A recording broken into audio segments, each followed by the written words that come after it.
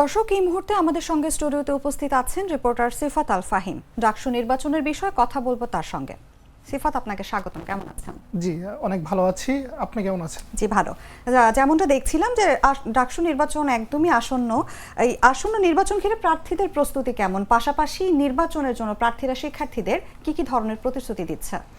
জি, আসন্ন ডাকসু নির্বাচনকে ঘিরে ইতিমধ্যে ঢাকা বিশ্ববিদ্যালয়ে ভোটার এবং প্রার্থীদের যে আমেজ, সেটি আমরা সামাজিক যোগাযোগ মাধ্যম থেকে শুরু করে বিভিন্ন প্রতিবেদনে কিন্তু সেটি উঠে এসেছে। এবং আসন্ন ডাকসু নির্বাচনকে ঘিরে যারা প্রার্থীরা রয়েছেন তারা শুধু যে হল কেন্দ্রিক, বিশ্ববিদ্যালয় কেন্দ্রিক তাদের যে প্রস্তুতি, সেটিতে তারা সীমাবদ্ধ নয়। তারা হলের বাইরেও সামাজিক যোগাযোগ মাধ্যমে তাদের যে একটি সবর উপস্থিতি এবং ডাকসু নির্বাচনকে ঘিরে তাদের যে প্রত্যাশা, শিক্ষার্থীদের প্রত্যাশা পূরণে তারা নানান ধরনের অঙ্গীকার সাধারণ শিক্ষার্থীদের মাঝে ব্যক্ত করছেন। এবং ডাকসু নির্বাচনকে ঘিরে তাদের যে প্রস্তুতি, সেই প্রস্তুতি অনুযায়ী আমরা দেখেছি যারা প্রার্থীরা রয়েছেন তারা ভোটারদের হলে যাচ্ছেন, তাদের রুমে যাচ্ছেন, তাদের সাথে যোগাযোগ রক্ষা করছেন। সেক্ষেত্রে যারা ভোটার রয়েছেন তারা তাদের ডিপার্টমেন্ট ভিত্তিক যে যোগাযোগ, এলাকা ভিত্তিক যোগাযোগ থেকে শুরু করে তাদের যে ব্যক্তিগত যোগাযোগকেই তারা অনেকাংশে প্রাধান্য দিচ্ছে। অন্য দিকটায় শিক্ষার্থীরাও তাদের পছন্দ অনুযায়ী যে প্রার্থী সেটি খুঁজে চলছেন এবং প্রার্থীরাও তাদের যে যোগাযোগ বৃদ্ধিতে তারা সামাজিক যোগাযোগ মাধ্যম থেকে শুরু করে বিভিন্ন যে কর্মসূচি সেটি পালন করছেন ইতিমধ্যে। আচ্ছা, ডাকসু নির্বাচনী লড়াইয়ে অংশগ্রহণকারী প্রার্থীদের ভোটারদের কাছে কি ধরনের প্রত্যাশা দেখছেন?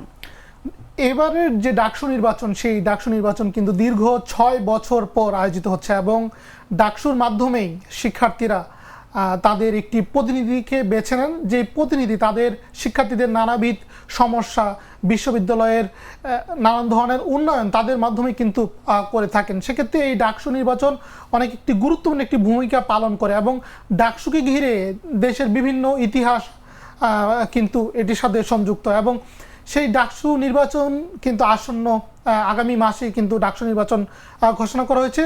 সেক্ষেত্রে যারা প্রার্থীরা রয়েছেন তারা, যারা ভোটার রয়েছে তাদের কাছে একটি প্রত্যাশা রাখছে, তারা যেন সঠিক একজন প্রার্থীকে বেছে নেয়, যে প্রার্থী শিক্ষার্থীদেরকে নিয়ে কাজ করতে পারবে, বিশ্ববিদ্যালয়ের উন্নয়নে কাজ করতে পারবে এবং আনুষঙ্গিক শিক্ষার্থী বান্ধব একটি ডাকসু প্যানেল এবং নির্বাচিত প্রতিনিধি আগামীতে আসবে, এমনটাই কিন্তু তারা প্রত্যাশা করছেন ভোটারদের কাছে। সিফাত, আমরা এবার যেমন দেখতে পাচ্ছি যে রাজনৈতিক দলের থেকে স্বতন্ত্র প্রার্থীদের অংশগ্রহণ বেশি গতবারের চেয়ে, তো এই ব্যাপারটাকে আপনি কিভাবে মূল্যায়ন করেন? জি, আমরা বিভিন্ন ভোটার বা শিক্ষার্থী তাদের সাথে কথা বলেছি।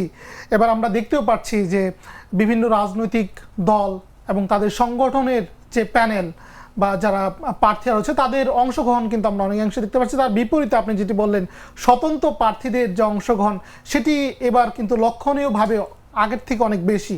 সেক্ষেত্রে আমরা শিক্ষার্থীদের সাথে যখন আমরা কথা বলেছিলাম তারা কিন্তু আমাদেরকে জানিয়েছেন যে গত বছর যখন ডাকসু নির্বাচন হয়েছে এবং পূর্বেও তারা বলছিলেন আমাদের যে দলীয়করণ বা রাজনৈতিক দল থেকে যারা ডাকসুর প্রতিনিধিত্ব করেছিলেন অনেক সময় তারা রাজনৈতিক দল দ্বারা প্রভাবিত হয়েছিলেন এবং এটি নিয়ে তাদের ভিতরে কিন্তু এক ধরনের আমরা শঙ্কাও দেখতে পেরেছি। অন্যদিকটা এবার স্বতন্ত্র প্রার্থীদের স্বতঃস্ফূর্ত অংশগ্রহণ এবং স্বতন্ত্র যারা প্রার্থীরা রয়েছেন তারা কিন্তু সেই সুযোগটি ব্যবহার করছেন যে এবার যারা স্বতন্ত্র হয়ে আসবে তারা কোনো রাজনৈতিক দল দ্বারা প্রভাবিত হবে না, তারা শিক্ষার্থীদের নিয়ে কাজ করবে, বিশ্ববিদ্যালয়ের অবকাঠামোগত উন্নয়ন থেকে শুরু করে বিশ্ববিদ্যালয় কেন্দ্রিক বিভিন্ন সমস্যা সমাধান বা নিরসনে তারা কাজ করবে। এটিকে ঘিরে আমরা যদি একটু বলি, সেক্ষেত্রে যারা স্বতন্ত্রভাবে লড়ছেন তাদের যে এগিয়ে আসা বা তাদের যে অবস্থান সেটি কিন্তু অনেকাংশে এবার আমরা ভালো লক্ষ্য করছি। একদমই তাই, আমাদেরও প্রত্যাশা থাকবে একটি সুষ্ঠু ডাকসু নির্বাচনের। ধন্যবাদ সিফাত আপনাকে। ধন্যবাদ আপনাকেও।